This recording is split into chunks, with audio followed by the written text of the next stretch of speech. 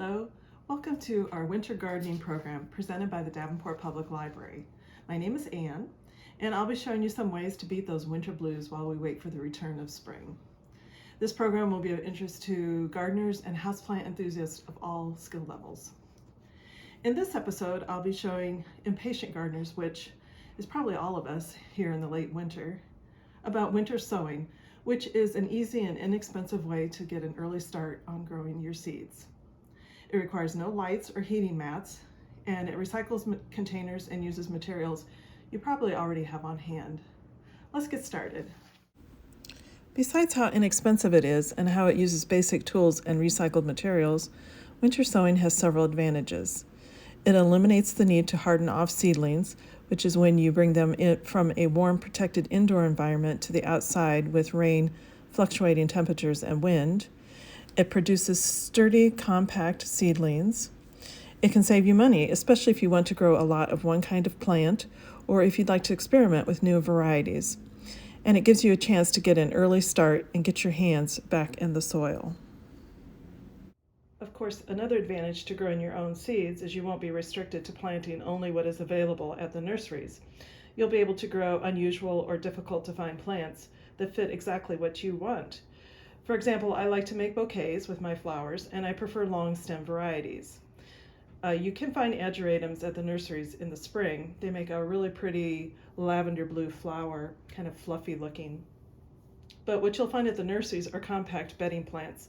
They only grow 6 to 8 inches tall. That doesn't make for very good bouquets. This variety, Blue Horizon, is much taller. It's easy to grow from seed, and it's a great addition to bouquets, and pollinators love it. Here are the materials you'll need. A good quality potting soil. Never use garden soil in containers. Of course, in the winter, the garden is frozen solid, so it's not an option, but this rule holds for any kind of container, inside or out, summer or winter. An empty water or milk jug. Gallon or quart size works fine. You'll need some duct tape, a cutting tool, such as scissors, a knife that you don't intend to use again in the kitchen, or a box cutter. I've tried all three and find that the box cutter works the best. A marking tool that will hold up to the weather. I find paint pens work the best for this. Sharpies will work. They do tend to fade in the weather with the rain and so forth. So you might also want to put a tag on the jug when you're done planting. And of course, you'll need seeds of your choice. I'll have a list in the notes of some of the recommended seeds to try with this method, but many different seeds will work with this. First, you need to prepare your container. If it was a milk jug or an orange juice or something like that, be sure and clean it out thoroughly before using. This one had distilled water, so it's ready to go. Next, we need to add drainage holes in the bottom and on the sides. I just make a few rough cuts with the blade on my box cutter.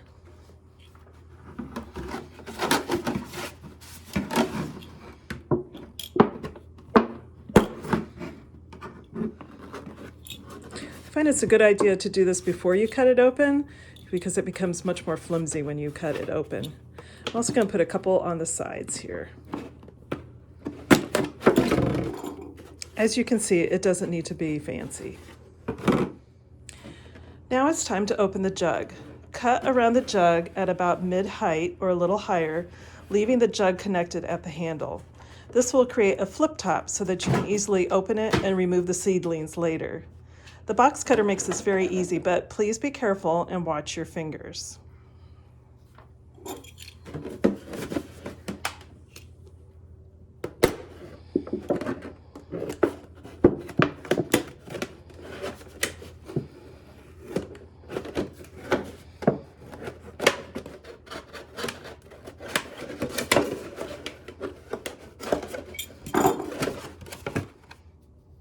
Fill the bottom half of the jug with your moist potting soil.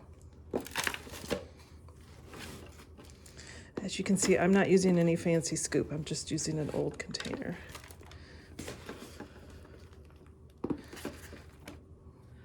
Sprinkle your seeds on the surface of the soil, following the directions on the packet. Some require light to germinate and some need to be covered. This is a viola. They need darkness to germinate, it says right on the packet. So, and they're very tiny, so they come in this, I guess you'd say they were double packed here. So I'm going to pull them out of their little extra packet. Oh, they're so tiny.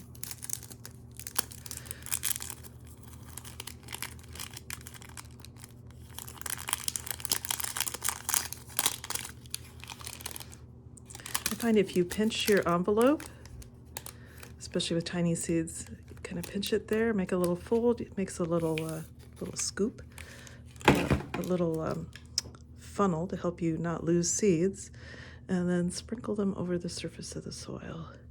Now there's not very many seeds in this packet,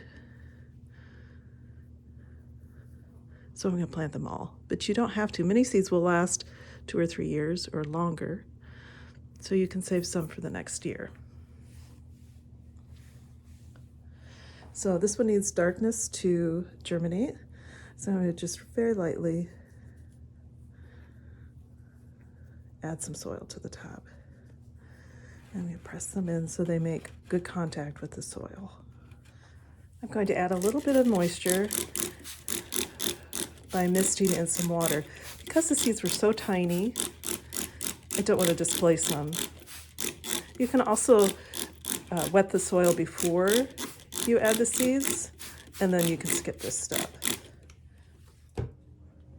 Now it's time to close the jug. You just bring up your flip top that you cut a little bit ago and just duct tape that seam, that cut,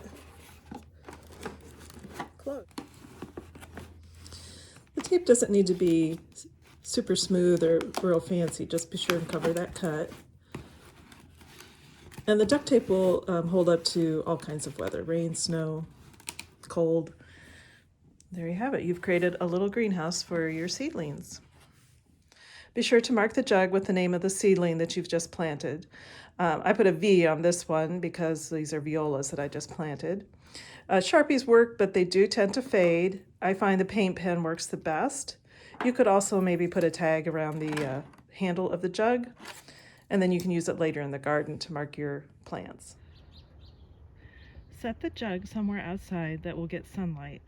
I set mine along the edge of my patio, which faces east. Now just sit back and wait. Don't worry about snow or freezing temps.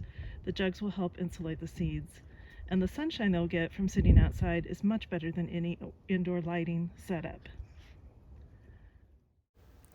When I tried the winter sowing method last year, I planted snapdragons, sweet peas, and foxgloves in early March with great success. Later, I planted cosmos and tomatoes using this method when it was a little warmer, since they prefer warmer soil. I also planted sunflower seeds, even though those are super easy to direct seed. I did this so that they could germinate before the squirrels or the birds could eat them.